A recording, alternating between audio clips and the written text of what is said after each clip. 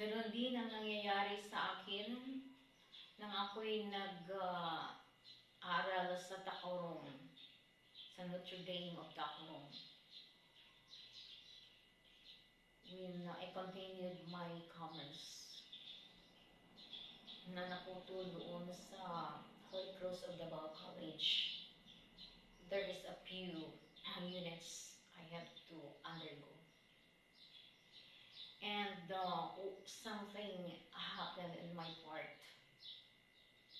I really experienced that kapag tumambol na ang puso ko, ito, pag tumambol na yan, grabe na ang expression ko niyan. At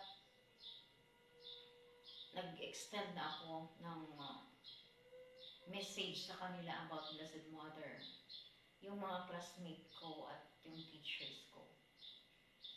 At pagkatapos yan, ay talaga namang mag-stop din naman yan. Mag-stop lang yan. At I already found out grabe ang mga reactions nila afterwards. Yun po. Pero ang inspiration ko kay Blessed Mother is dire-diretso. Yun ang na-feel ko, yun ang na-experience ko talaga kapag tumambol lang yung puso ko. Thank you.